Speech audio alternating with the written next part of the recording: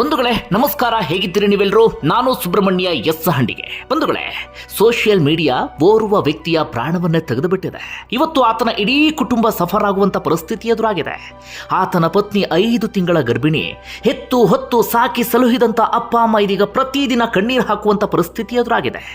ಆ ಯುವಕನ ಪ್ರಾಣ ಹೋಗೋದಿಕ್ಕೆ, ಆ ಇಡೀ ಕುಟುಂಬ ಸಫರ್ ಆಗೋದಿಕ್ಕೆ ಕಾರಣ ಕನ್ನಡದ ಪ್ರಖ್ಯಾತ ನಟನ ಕುಖ್ಯಾತಿಯ ಕೆಲಸ.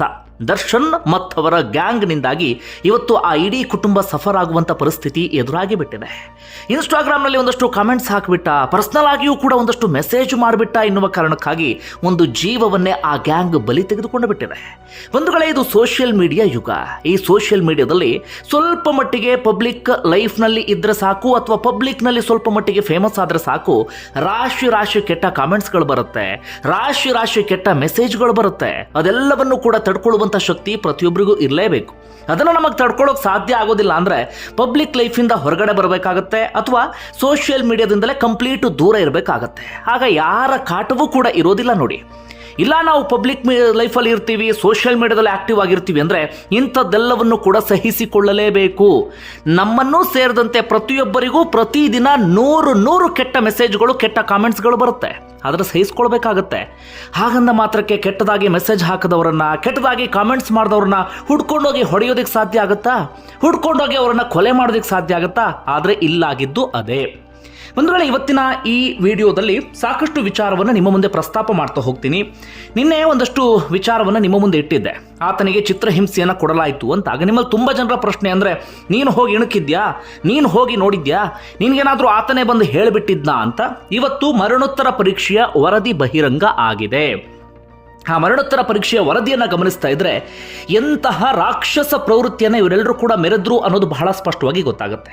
ಹೀಗಾಗಿ ಇವತ್ತಿನ ವಿಡಿಯೋದಲ್ಲಿ ಆತನಿಗೆ ಕೊಟ್ಟಂಥ ಚಿತ್ರಹಿಂಸೆಗೆ ಸಂಬಂಧಪಟ್ಟ ಹಾಗೆ, ಪವಿತ್ರ ಗೌಡ ಆತನಿಗೆ ಹೊಡೆದಂಥ ಚಪ್ಪಲಿ ಏಟಿಗೆ ಸಂಬಂಧಪಟ್ಟ ಹಾಗೆ, ಜೊತೆಗೆ ಇದೆಲ್ಲವನ್ನು ಕೂಡ ಸೂಕ್ಷ್ಮವಾಗಿ ಗಮನಿಸ್ತಾ ಇದ್ದಂತಹ ನಟ ದರ್ಶನ್ರ ಪತ್ನಿ ವಿಜಯಲಕ್ಷ್ಮಿ ಇದೀಗ ನಟ ದರ್ಶನ್ರನ್ನ ಅನ್ಫಾಲೋ ಮಾಡಿದ್ದಾರೆ.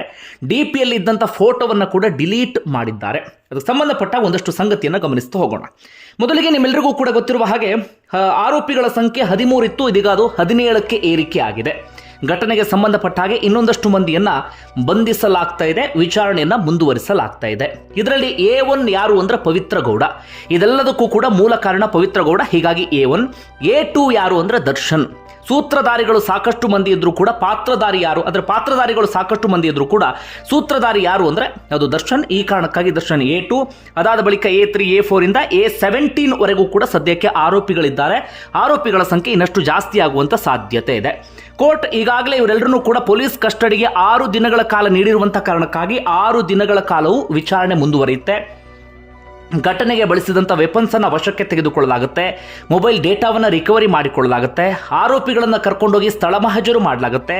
ಈ ರೀತಿಯಾಗಿ ಒಂದಷ್ಟು ಕಾನೂನು ಪ್ರಕ್ರಿಯೆಗಳೆಲ್ಲವೂ ಕೂಡ ಮುಂದುವರಿಯುತ್ತೆ. ಅದಾದ ಬಳಿಕ 6 ದಿನಗಳ ನಂತರ ಮತ್ತೊಮ್ಮೆ ಕೋರ್ಟ್ ಮುಂದೆ ಪ್ರೊಡ್ಯೂಸ್ ಮಾಡಲಾಗುತ್ತೆ. ಇದು ಸಿಂಪಲ್ ಆಗಿರುವಂಥ ಕಾನೂನು ಪ್ರಕ್ರಿಯೆ. ಏನೆಲ್ಲ ಆಗುತ್ತೆ ಅನ್ನೋದನ್ನ ಗಮನಿಸ್ತಾ ಹೋಗೋಣ. ಕಾನೂನು ಪಾಡಿಗೆ ಕಾನೂನು ತನ್ನ ಕೆಲಸವನ್ನ ಮಾಡುತ್ತೆ. ಇಲ್ಲಿ ಸಾರ್ವಜನಿಕರು ಮಾಡಬೇಕಾಗಿರುವಂಥ ಕೆಲಸ ಅಂದ್ರೆ ಇಂಥವರನ್ನ ದೊಡ್ಡ ನಟರು, ದೊಡ್ಡ ಅಭಿಮಾನಿ ಬಳಗವನ್ನ ಹೊಂದಿದ್ದಾರೆ, ಹಾಗೆ ಹೀಗೆ ಎನ್ನುವ ಕಾರಣಕ್ಕಾಗಿ ಸಮರ್ಥನೆಯನ್ನ ಮಾಡಿಕೊಳ್ಬಾರ್ದು. ಇಂಥವರಿಗೆ ಚೀತು ಅಂತ ಉಗಿಬೇಕಾಗತ್ತೆ, ಚೀಮಾರಿಯನ್ನ ಹಾಕಬೇಕಾಗತ್ತೆ. ಆಗ ಮಾತ್ರ ಇನ್ನೊಂದಷ್ಟು ಮಂದಿ ಇಂತಹ ಕೃತ್ಯವನ್ನ ಮಾಡೋದಿಕ್ಕೆ ಹಿಂದೇಟನ್ನ ಹಾಕ್ತಾರೆ. ಇಲ್ಲ, ದೊಡ್ಡ ನಟರು ಅಂತ ಹೇಳಿ ನಾವು ತಲೆ ಮೇಲೆ ಹೊತ್ತಿ ಮೆರೆಸುವಂತ ಕೆಲಸವನ್ನ ಮಾಡಿದ್ರೆ, ಇವತ್ತು ಈ ನಟ ಮಾಡಿದಂಥ ಕೆಲಸವನ್ನ ಇನ್ನೊಂದಷ್ಟು ನಟರು, ಇನ್ನೊಂದಷ್ಟು ಸಾರ್ವಜನಿಕ ಜೀವನದಲ್ಲಿ ಇದ್ದಂಥವರು ಮಾಡಬಹುದು. ನಮಗೆ ದುಡ್ಡಿನ ಬಲ ಇದೆ, ನಾವು ಏನು ಬೇಕಾದರೂ ಮಾಡ್ತೀವಿ, ನಮಗೆ ಆ ಪೋಗರ್ ಇದೆ, ಈ ಪೋಗರ್ ಇದೆ ಅಂತ ಏನು ಮಾಡುವಂಥ ಸಾಧ್ಯತೆ ಬೇಕಾದರೂ ಇರುತ್ತೆ. ನಾವು ಚೀಮಾರಿಯನ್ನು ಹಾಕಿದಾಗ ಮಾತ್ರ ಇಂಥದ್ದೆಲ್ಲವೂ ಕೂಡ ನಿಲ್ತಾ ಹೋಗುತ್ತೆ. ಅದೆಲ್ಲವನ್ನು ಕೂಡ ಸ್ವಲ್ಪ ಬದಿಗಿಡೋಣ. ಇದೀಗ ಆತನಿಗೆ ಕೊಟ್ಟಂಥ ಚಿತ್ರಹಿಂಸೆಗೆ ಸಂಬಂಧಪಟ್ಟ ಹಾಗೆ ಬರ್ತೀನಿ. ಬಂಧುಗಳೇ, ಆತನ ಹೆಸರು ನಿಮ್ಮೆಲ್ಲರಿಗೂ ಕೂಡ ಗೊತ್ತು, ರೇಣುಕಾ ಸ್ವಾಮಿ. 33ರಿಂದ 34 ವಯಸ್ಸು. ನೋಡೋದಕ್ಕೂ ಕೂಡ ಬಹಳ ತೆಳುವಾಗಿದ್ದಂತಹ ವ್ಯಕ್ತಿ. 1-2 ಪೆಟ್ಟು ಕೊಟ್ಟರೆ ಅದನ್ನು ತಡ್ಕೊಳ್ಳೋಕೆ ಬಹಳ ಕಷ್ಟ ಪಡುವಂತಹ ವ್ಯಕ್ತಿ ಅಂತ ಅವರ ದೇಹವನ್ನು ನೋಡಿದಾಗ ನಮಗೆ ಮೇಲ್ನೋಟಕ್ಕೆ ಅನಿಸುತ್ತೆ. ಈ ವ್ಯಕ್ತಿ ಸೋಷಿಯಲ್ ಮೀಡಿಯಾದಲ್ಲಿ ಸಿಕ್ಕಾಬಟ್ಟೆ ಆಕ್ಟಿವ್ ಇರ್ತಾ ಇದ್ರಂತೆ. ಜೊತೆಗೆ ಈ ರೀತಿಯಾಗಿ ಕಮೆಂಟ್ಸ್ ಹಾಕೋದು ಕೂಡ ಈ ಮನುಷ್ಯನಿಗೊಂದು ಚಟ. ನಾನೇನು ಈ ಮನುಷ್ಯನನ್ನ ಸಮರ್ಥನೆ ಮಾಡ್ಕೊಳ್ತಾ ಇಲ್ಲ, ಈ ಮನುಷ್ಯನಿಗೊಂದು ಚಟ. ಕಂಡವರಿಗೆ ಕಮೆಂಟ್ಸ್ ಹಾಕೋದು, ಕಂಡವರ ಬದುಕಿಗೆ ಮೂಗು ತೂರಿಸೋದು. ನಾನು ಅದೇ ಹೇಳೋದು, ಇಂಥವ್ರಿಗೆಲ್ಲ ಯಾಕೆ ಬೇಕು? ಅವ್ರು ಏನಾದರೂ ಮಾಡಿ ಹಾಳಾಗಿ ಹೋಗಿ ಸಾಯ್ತಾರೆ.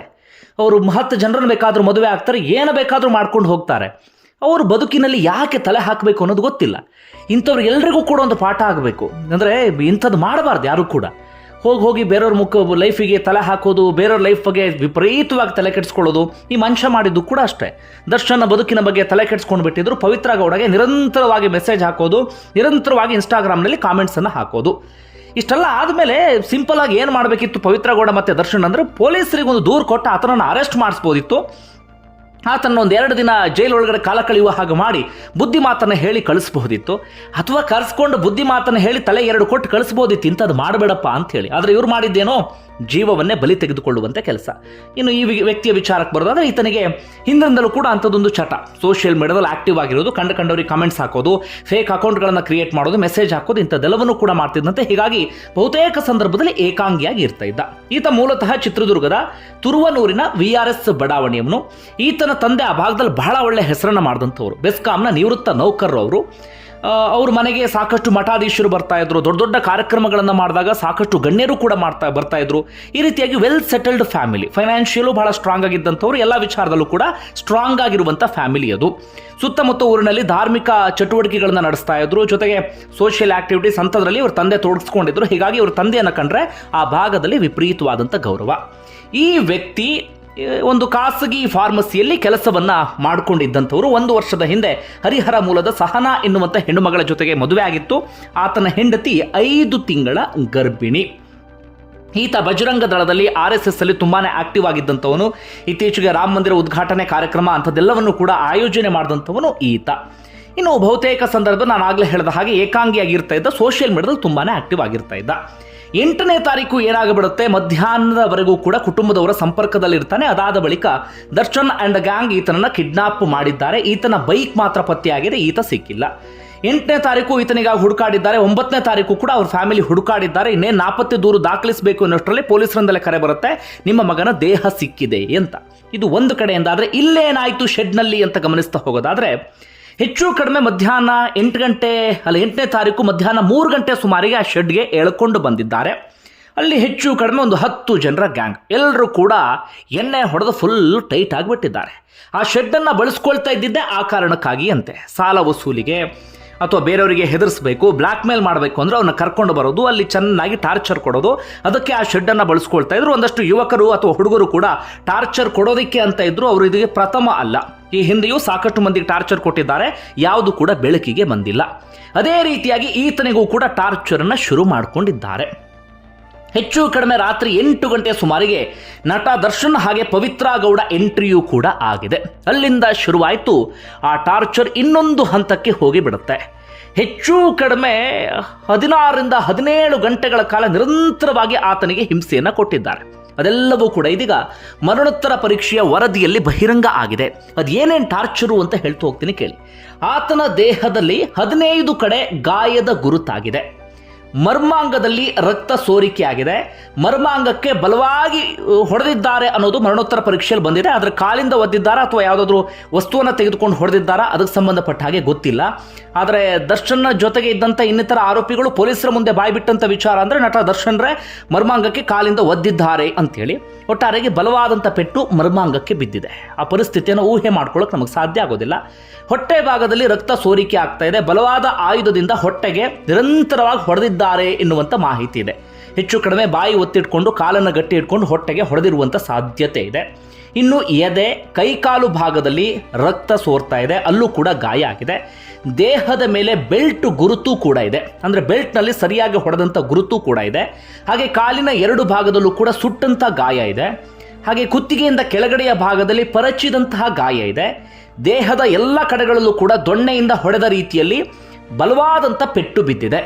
ಇದು ಆತನಿಗೆ ಕೊಟ್ಟಿರುವಂಥ ಟಾರ್ಚರ್. ಈ ರೀತಿಯಾದಂಥ ಟಾರ್ಚರನ್ನು ಕೊಟ್ಟರೆ ಯಾರಾದರೂ ಬದುಕೋದಿಕ್ಕೆ ಸಾಧ್ಯವಾ? ಈ ರೀತಿಯಾಗಿ ಹೊಡೆದಿದ್ದಾರೆ. ಸದ್ಯ ಆತನ ಹೊಟ್ಟೆ ಒಳಗಡೆ ಇರುವಂಥ ದ್ರವಣಾಂಶ ಇದೆಯಲ್ಲ, ಅದನ್ನು ಕೂಡ ಕಳಿಸ್ಕೊಡಲಾಗಿದೆ. ಅದರ ವರದಿ ಬರೋದು ಬಾಕಿ ಇದೆ. ಡೌಟ್ ಇದೆ, ಎಣ್ಣೆ ಹೊಡೆಸಿರಬಹುದು, ಫೋರ್ಸ್ಫುಲಿ ಆತನಿಗೆ ಎಣ್ಣೆಯನ್ನು ಕುಡಿಸಿರಬಹುದು, ಅಂದರೆ ಆಲ್ಕೋಹಾಲನ್ನು ಕುಡಿಸಿರಬಹುದು ಎನ್ನುವಂಥ ಡೌಟ್ ಇದೆ. ಇನ್ನು ಇಷ್ಟೆಲ್ಲ ಆಗೋಕ್ಕೂ ಮುನ್ನ ದರ್ಶನ್ ಜೊತೆಗೆ ಬಂದಂಥ ಪವಿತ್ರ ಗೌಡ ಕೂಡ ಆತನಿಗೆ ಚಪ್ಪಲಿಯಲ್ಲಿ ಹೊಡೆದಿದ್ದಾಳಂತೆ. ಮೊದಲು ಚಪ್ಪಲಿಯಲ್ಲಿ ಹೊಡೆದು ನೀನು ಹೀಗೆ ಮಾಡ್ತೀಯ ಹಾಗೆ ಮಾಡ್ತೀಯ ಅಂತ ಜೋರಾಗಿ ವಾಯ್ಸನ್ನು ರೈಸ್ ಮಾಡಿದ್ದಾರೆ.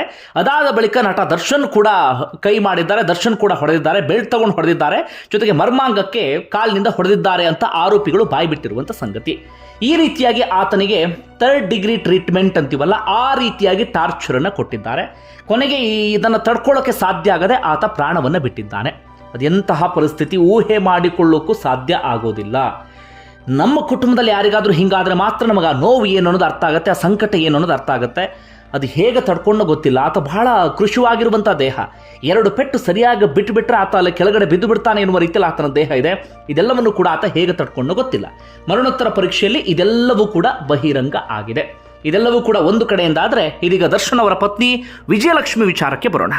ವಿಜಯಲಕ್ಷ್ಮಿ ಹಿಂದಿನಿಂದಲೂ ಕೂಡ ಎಲ್ಲವನ್ನೂ ಸಹಿಸಿಕೊಂಡಂಥವರು ದರ್ಶನ್ ವಿಚಾರದಲ್ಲಿ. ಹಲ್ಲೆ ಆದಂಥ ಸಂದರ್ಭದಲ್ಲಿ, ಆನಂತರ ಒಂದಷ್ಟು ಕಾಂಟ್ರವರ್ಸಿ ಆದಂಥ ಸಂದರ್ಭದಲ್ಲಿ, ದರ್ಶನ್ ಬದುಕಿಗೆ ಪವಿತ್ರ ಗೌಡ ಎಂಟ್ರಿ ಕೊಟ್ಟಂಥ ಸಂದರ್ಭದಲ್ಲಿ ಎಲ್ಲವನ್ನೂ ಕೂಡ ಸಹಿಸಿಕೊಂಡಂಥವರು. ಇತ್ತೀಚೆಗೆ ಅವರ ಕುಟುಂಬ ಸರಿಯಾಗುವಂಥ ಲಕ್ಷಣಗಳು ಕಾಣಿಸ್ತಾ ಇತ್ತು. ಕಾರಣ ವಿಜಯಲಕ್ಷ್ಮಿ ಅವ್ರನ್ನ ಕರ್ಕೊಂಡು ದೇವಸ್ಥಾನ ಅಲ್ಲಿ ಇಲ್ಲಿ ಅಂತ ದರ್ಶನ್ ಅವರು ಓಡಾಡ್ತಾ ಇದ್ರು. ವಿಜಯಲಕ್ಷ್ಮಿ ಅವರು ಅಂದ್ಕೊಂಡಿದ್ರು ಅನ್ಸುತ್ತೆ, ಪವಿತ್ರ ಗೌಡರಿಂದ ನನ್ನ ಗಂಡ ದೂರ ಆಗಿರಬೇಕು ಅಂತ ಹೇಳಿ. ಆದರೆ ಎಲ್ಲ ವಿಚಾರ ಗೊತ್ತಾಗ್ತಿದ್ದ ಹಾಗೆ ಅವರ ಮನಸ್ಸಿಗೆ ತೀವ್ರ ಬೇಸರ ಆಗಿದೆ. ದರ್ಶನ್ರನ್ನ ಅನ್ಫಾಲೋ ಮಾಡಿದ್ದಾರೆ, ಇನ್ಸ್ಟಾಗ್ರಾಮ್ನಲ್ಲಿ ಅನ್ಫಾಲೋ ಮಾಡಿದ್ದಾರೆ. ಜೊತೆಗೆ DPಯಲ್ಲಿ ಇದ್ದಂಥ ಫೋಟೋವನ್ನು ಕೂಡ ತೆಗೆದು ಹಾಕಿದ್ದಾರೆ. ಅಂದರೆ ಮೌನ ಪ್ರತಿಭಟನೆ ಅಥವಾ ಮೌನವಾಗಿ ಒಂದು ರಿಯಾಕ್ಷನನ್ನು ಕೊಟ್ಟಿದ್ದಾರೆ ಅಂದರೂ ಕೂಡ ತಪ್ಪಾಗಲಿಕ್ಕಿಲ್ಲ. ನೋಡೋಣ ಮುಂದೆ ಈ ಪ್ರಕರಣಕ್ಕೆ ಸಂಬಂಧಪಟ್ಟ ಹಾಗೆ ಏನೆಲ್ಲ ಬೆಳವಣಿಗೆ ಆಗುತ್ತೆ ಅಂತ. ಒಂದು ವೇಳೆ ನಿಮ್ಮಲ್ಲಿ ಒಂದಷ್ಟು ಜನ ಕಾಮೆಂಟ್ಸ್ ಮಾಡಿ ನನಗೂ ಹೋಗಿಬಹುದು, ಏನ್ರಿ ಇದೊಂದು ಬಿಟ್ಟರೆ ನೀವು ಬೇರೆ ಇಲ್ವಾ ಅಂತೇಳಿ. ಇಲ್ಲ, ಇದನ್ನು ಸದ್ಯಕ್ಕಂತೂ ಬಿಡೋದಿಲ್ಲ. ಸಾರ್ವಜನಿಕರು ಸದಾಕಾಲ ಚರ್ಚೆ ಮಾಡಲೇಬೇಕಾಗುತ್ತೆ. ದೊಡ್ಡವರ ಕೊಬ್ಬು, ದೊಡ್ಡವರ ಅಹಂಕಾರವನ್ನು ಇಳಿಸಲೇಬೇಕಾಗುತ್ತೆ. ನಿಮಗೇನಂತ ಕಮೆಂಟ್ ಬಾಕ್ಸಲ್ಲಿ ಮೆನ್ಷನ್ ಮಾಡಿ. ಧನ್ಯವಾದ ವಿಡಿಯೋ ನೋಡಿದ್ದಕ್ಕಾಗಿ.